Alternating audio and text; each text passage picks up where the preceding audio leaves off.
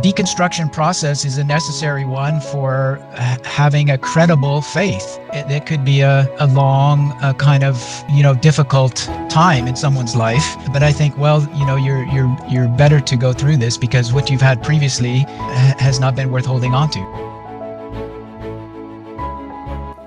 Welcome to season 3 of Dchurched.com. My name is Jules. It's good to have you with us, and it's good to have a new year. Welcome. We're talking today about Genesis, truth, subjectivity, and post-evangelicalism, and any other subjects we can cram it into the conversation today. In a world of fake news and conspiracy theories, is it possible to be certain about anything? In a world in which, to quote certain philosophers, truth claims are just our way of manipulating others to join our tribe or reinforce our way of doing things. In that world, can we trust any claim to truth? Is stepping away from evangelicalism into a more uncertain and provisional faith journey a slippery slope to losing all faith? Or is it a mature reframing of the faith? And if we do step away, how do we navigate the choppy waters of uncertainty and still walk with integrity with Jesus? And in that space, how do we cling on to Jesus? Well, we'll be looking at and thinking about those topics throughout this season of Dchurched.com, but we're going to get into it today. And as I say, my name's Jules. It's good to have you with us.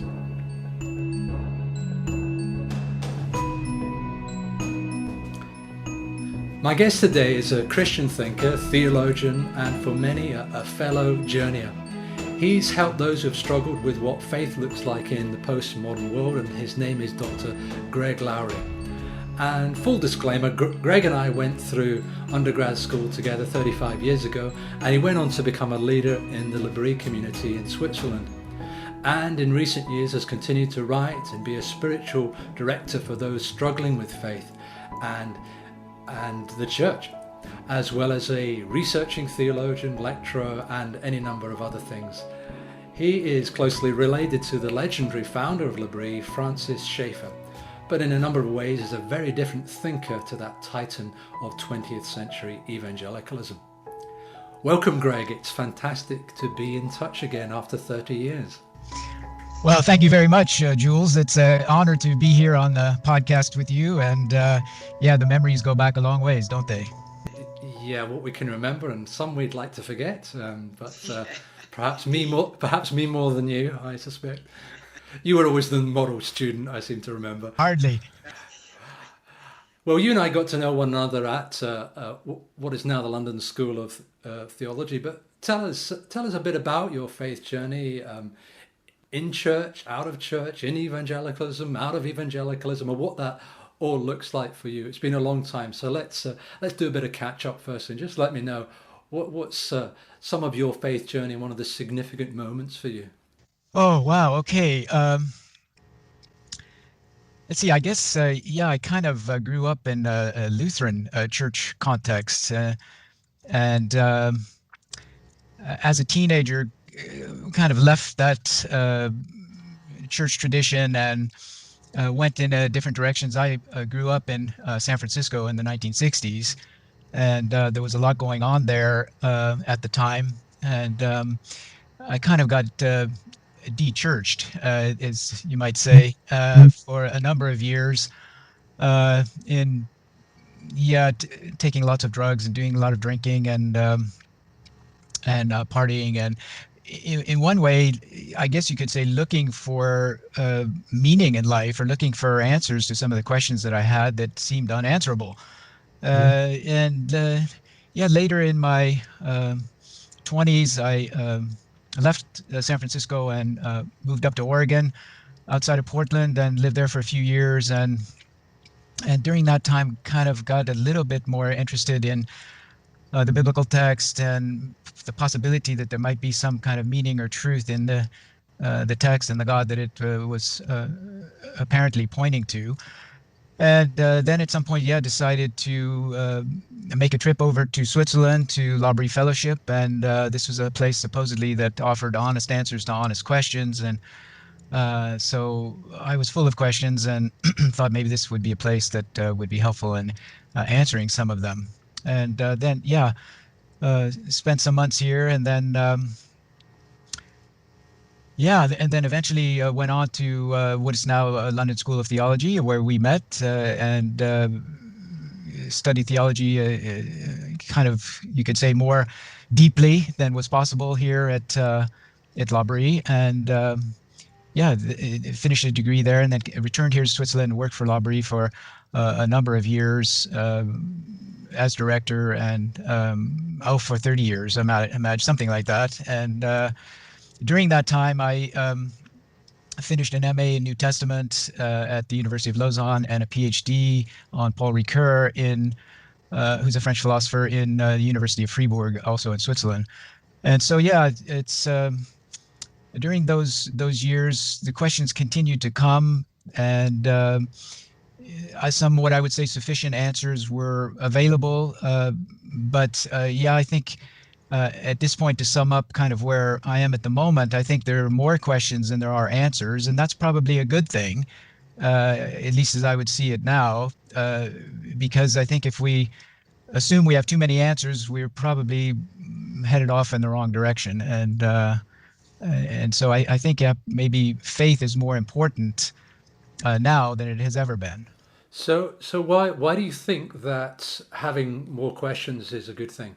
And, well, because as you for example, look at the world, I think that, and you look at yourself, my understanding, and you look at the possibility of there being a God, there are just a multitude of questions that, at least in my opinion, seem unanswerable. Then something like so for example, in my understanding, anyway, the world looks like it's billions of years old. Before and human beings, if that's the case, or Homo sapiens, then or primates, something like death seems to have been around for a long time. So much, of course, a question like that human beings, because, of or Homo sapiens, or primates, or whatever you might want to say, came on the scene. So some people would call a question like that resonates because, of course, the biblical text seems to indicate that sin is a result of what some people would call the fall, which relates to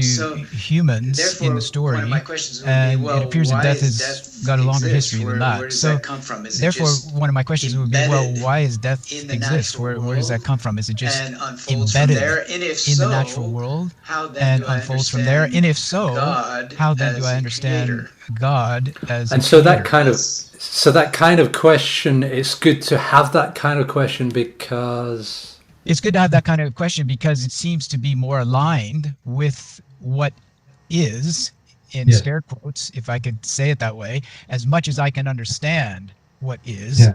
My understanding is not complete in any way of that, but what is, as far as I can see it from my subjective horizon, it seems to be more in line with that. So because that's the case, then I would say, well, okay, it's a good thing to have that kind of question because it seems closer to what is than further away from it. Now, having said that, if that's the case, it means in some ways I need more faith than I might have had previously if I had all the answers and all the explanations for death. Yes. So in other words, to have all the answers and explanations for death actually might be a false direction that I should have more suspicion about rather than trusting when it comes back to looking at what is, in square quotes, and that being closer than further away, like I said. I've sometimes said on this, I think on this podcast, that I went to London Bible College, London School of Theology, as it is now, which we did together. I went in with 10 really good questions and came out with about 100 or so even better ones, you know. And much like the book of Job, it ends with more questions than answers, I suppose, is what you're saying. And Job was content with that. Yes, I think, in today's world, we're often reluctant to allow ourselves to have all these questions, and we somehow think that we need to have rather all these answers. And that that of course relates back to the whole problematic of epistemology or knowledge. And Jean-Luc Marion, who's a French philosopher, wrote a very interesting article called "The Privilege of Unknowing."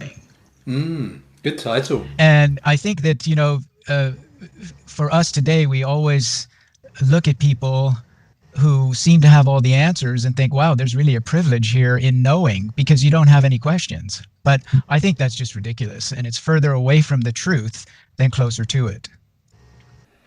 And the risk, of course, is that in our knowing we end up in a kind of fundamentalist mindset of whatever kind, that we are certain we have got it all locked down, and we see the consequences of that on our TV screens from time to time.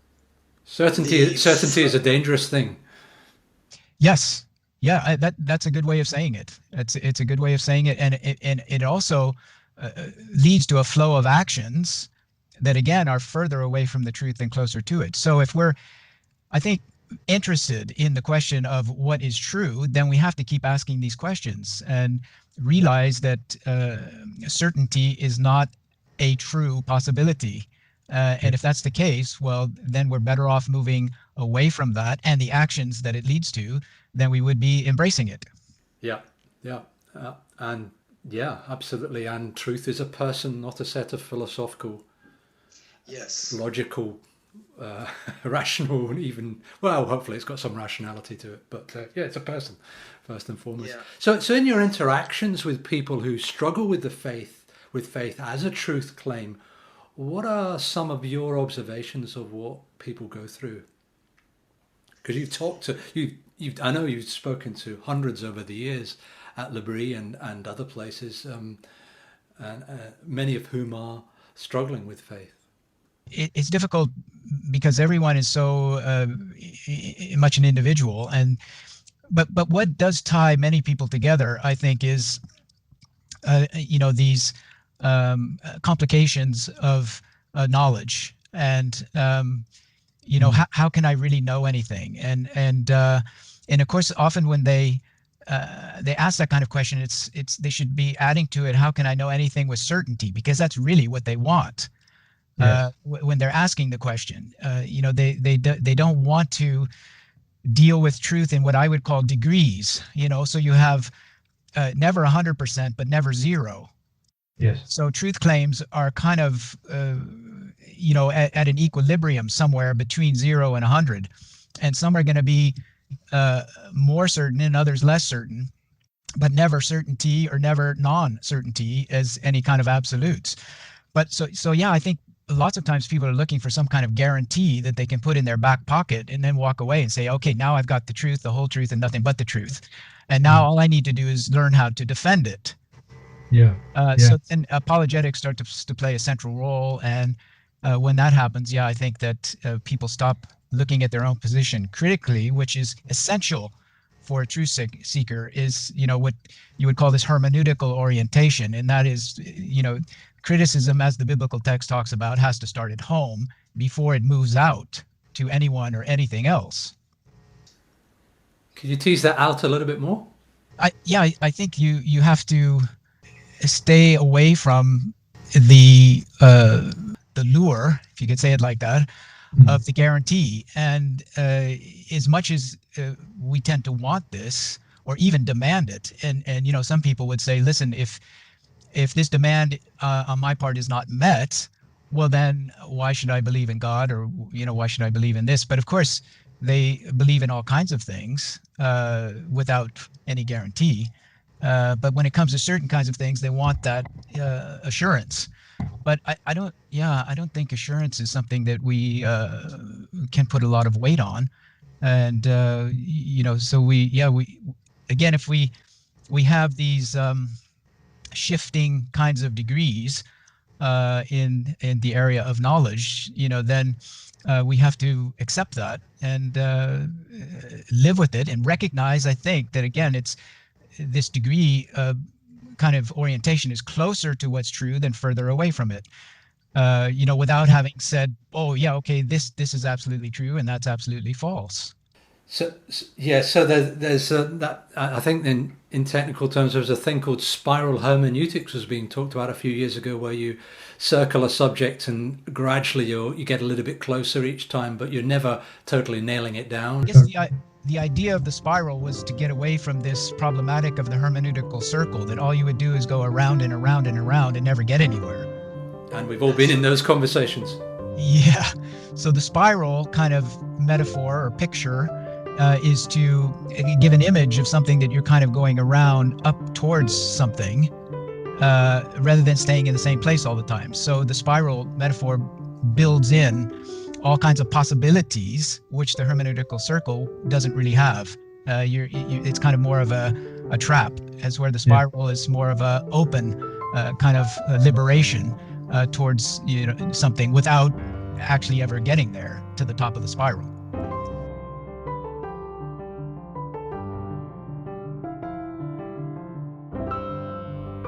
You've been listening to a conversation we've been having here on Dchurched.com with Dr. Greg Laughery of L'Abri Community, all the way from Switzerland to Melbourne, and we've been having that discussion about truth, meaning of life, and indeed how we survive in a post-truth age. We're going to continue this conversation next time, so hope you can join us then. Thanks for listening.